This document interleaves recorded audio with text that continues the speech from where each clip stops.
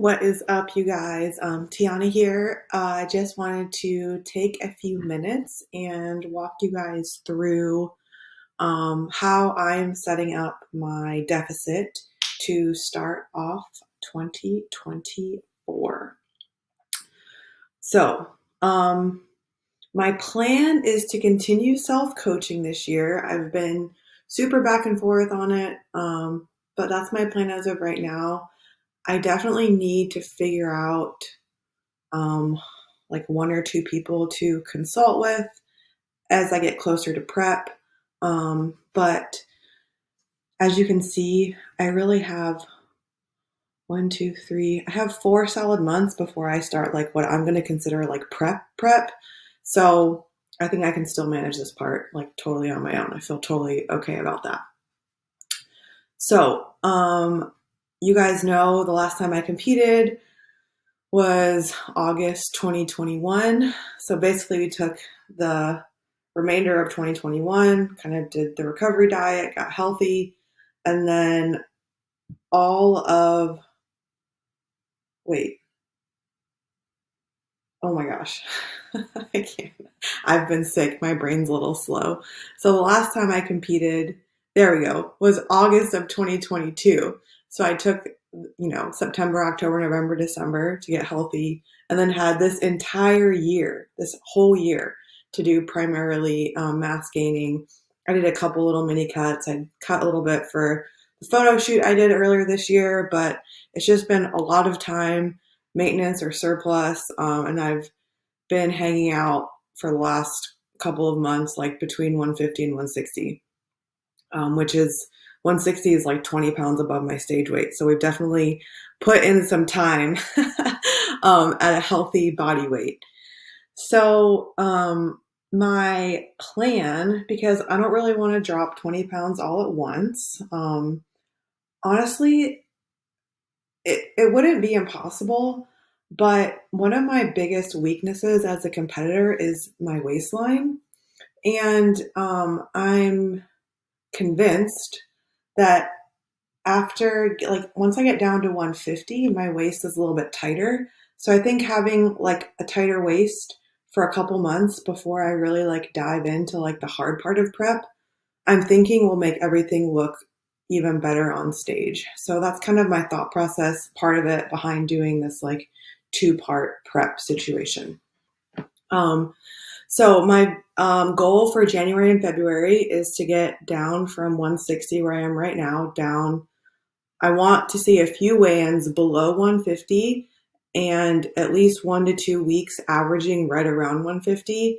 And then I want to maintain around that 150 mark for March and April.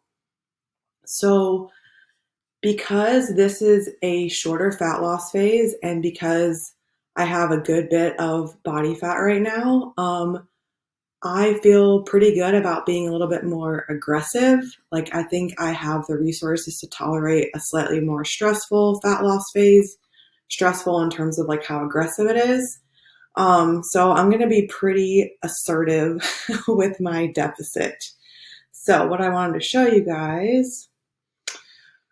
So I know a lot of you guys tracking Chronometer, so I figured this would be nice just to kind of walk through because you have lots of great data in Chronometer. So you can go to Nutrition Report and you can look at your averages over any given time period. So let's just look at the last 3 months for fun. Let's just kind of see, because that would be what? October, November, December.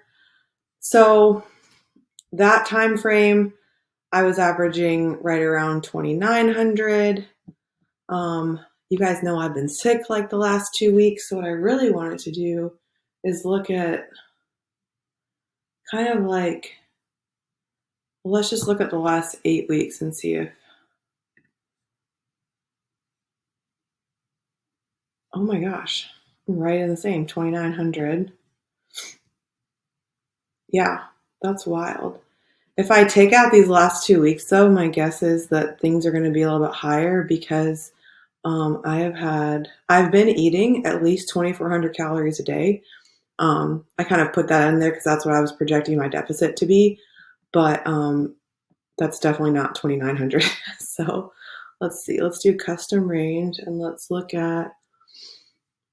So I want to end before I was ill, and I want to start. Let's just start October 30th. So yeah, same 2,900. So pretty clear that my averages have been right around 2,900. 170 protein, 470 carb, 55 fat. Which is interesting because I'm very confident. I know I tracked some very high calorie days. So this is just good too because, if you have a day that's 400, 500, 600 calories above your normal, like it kind of evens out over time if you're consistent most of the time. So based on that, 2,900, let's go over here. So if I say that I was maintaining around 160 at 2,900, then, and I know with my body, I need to be a little bit more assertive, and I can be right now. So if we just say, let's see what a 25% deficit would be. Whew, 2,200.